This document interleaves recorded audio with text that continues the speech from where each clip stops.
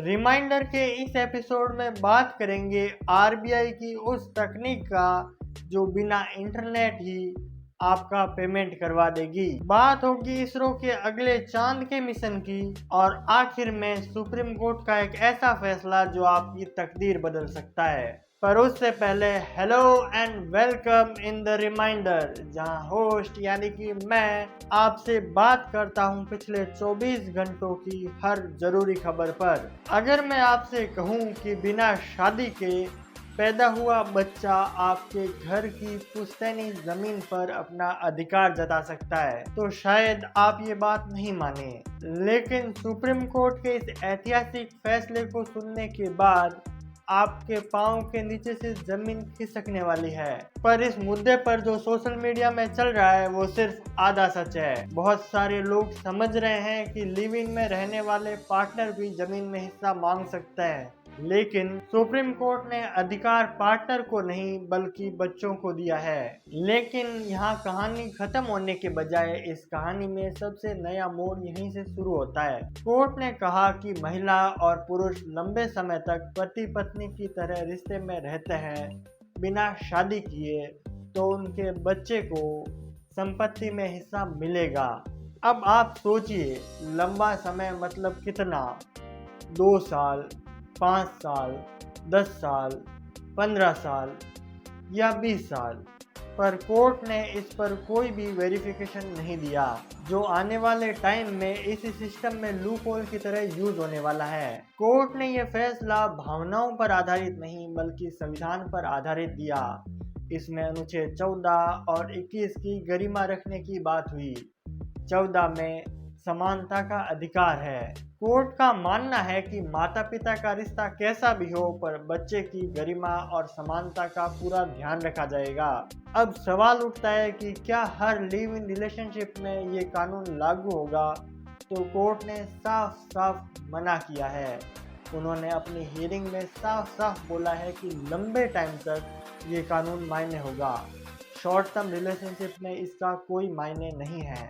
ये फैसला live in में जन्मे बच्चे को काफी सुरक्षा प्रदान करने वाला है। आप जरा सोचिए, आप दुकान पर हैं, आपने सामान ले लिया है, आप पेमेंट करने के लिए फ़ोन खोलते हैं और आप देखते हैं आपके फ़ोन में नेटवर्क ही नहीं है, आपके पास कैश नहीं है और आप दुकानदार को जानते भी नहीं हैं और सामान घर ले जाना आपके लिए बेहद ज़रूरी है।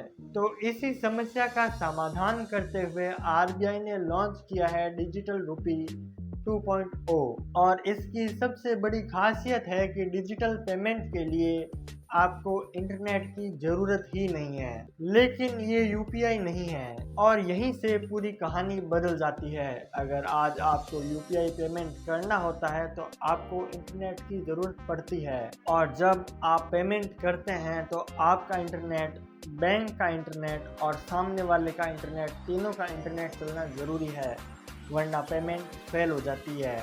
अब आप ज़रा कल्पना कीजिए, आपकी जेब में 500 का नोट पड़ा है और आपको कुछ सामान लेना है, तो उस सामान के पैसे देने के लिए क्या आपको इंटरनेट की ज़रूरत होगी?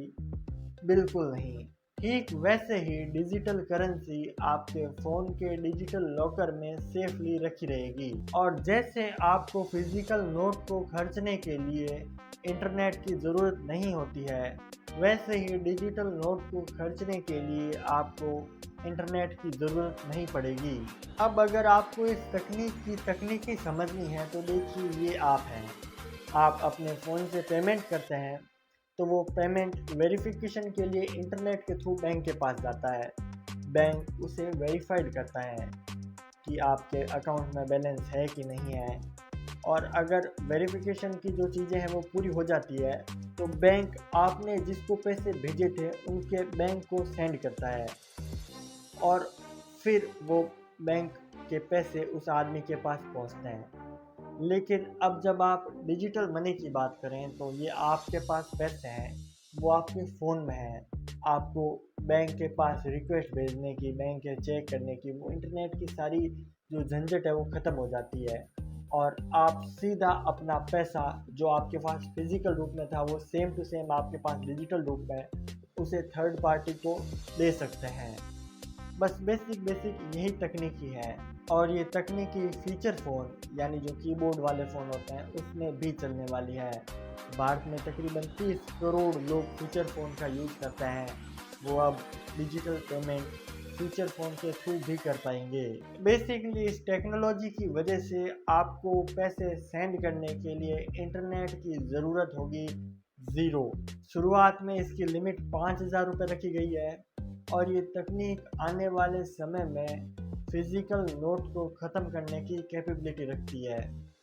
आपका इसके बारे में क्या ख्याल है, कमेंट में बताइए। चंद्रयान 3 की भारी सफलता के बाद चंद्रयान 4 के टाइम सबके मन में सवाल था कि आगे भारत क्या करेगा, तो इसका जवाब हमें मिल चुका है। अब भारत चांद की जमीन का टुकड़ा लेके आने वाला है। चंद्रयान 3 में भारत चांद पर गया था। इस बार भारत चांद पर जाने के साथ साथ चांद से चांद की जमीन का टुकड़ा लेकर वापस भारत आएगा भी।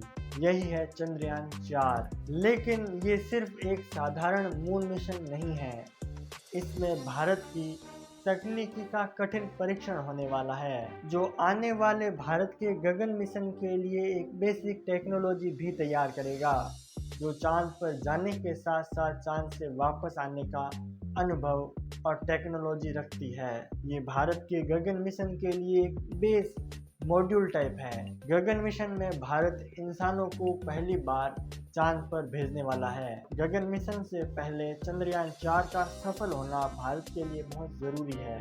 और बात करें चंद्रयान 4 की, तो चंद्रयान 4 में जो ज़मीन से चांद के टुकड़े लाए जाएंगे, उनके परीक्षण के माध्यम से हमें पता चल पाएगा कि चांद पर क्या क्या खनिज मिल सकते हैं। साथियों, फर्ज कीजिए आपने ऑनलाइन कुछ सामान मंगाया, आपको सामान पसंद नहीं आया या सामान डिफ़ॉल्ट था तो आपने रिटर्न कर दिया, बट कंपनी ने आपको पैसे दिए ही नहीं या पैसे देने से साफ साफ इनकार कर दिया, तो आपके मन में एक सवाल उठेगा कि मैं कौन से कोर्ट में जाऊं, कहां अपनी याचिका दायर करूं, किसे अपनी शिकायत बताऊं। तो इसी समस्या के समाधान के लिए सरकार लेकर आई है ई-दाखिल 2.0। ये प्रयास सिर्फ एक वेबसाइट नहीं है, ये कंज्यूमर कोर्ट को आपके मोबाइल तक लाने का एक प्रयास है। अगर कोई कंपनी आपको सामान खराब बेच दे, आपको रिटर्न लेने से मना कर दे, वारंटी को दोबारा से तैयार करने से मना कर दे, आपके पैसे ना दे, आपसे ज़्यादा पैसे ले लें या फिर किसी भी प्रकार की लूट के लिए, ये आपके लिए साथी के रूप में काम करेगा। इसका सबसे मजबूत फीचर मुझे लगा एआई का यूज़। इसमें जैसे ही आप अपना केस डालेंगे तो एआई आपके जैसे हज़ारों केसों की जो कंज्यूमर कोर्ट ने अपील को न्याय दिया है उसको समझेगा, उसको पढ़ेगा और आपको बताएगा कि आपका केस कितना मजबूत है, जो तकनीकी का बेहतर यूज़ का एग्जाम्पल सेट कर रहा है। और आपकी शिकायत दर्ज होने के 24 से 48 घंटों के अंदर कंपनी को नोटिस भी भेज दिया जाएगा। आपने नोटिस किया होगा कि जो छोटी रकम की चीज़ें हैं उस पर लोग कोर्ट पर जाते नहीं हैं, क्योंकि उस रकम से ज़्यादा आने जाने का किराया, वकील की फीस, डॉक्यूमेंट की फ़ोटोकॉपी, ये वो टाइम और बहुत सारे झंझट होते हैं। इन सब का निवारण करने के लिए ये प्रयास किया गया है। हालांकि ये प्रयास कितना सफल होता है और इसके बारे में आपका क्या ख्याल है, कमेंट बॉक्स में बताइए। आज के लिए मेरे पास इतना ही। मैं हूँ सुरेंद्र और आप देख रहे हैं द रिमाइंडर। अगर आपको वीडियो पसंद आया है तो चैनल को सब्सक्राइब कर लीजिए और मिलते हैं अगले वीडियो में। तब तक के लिए take care and bye bye.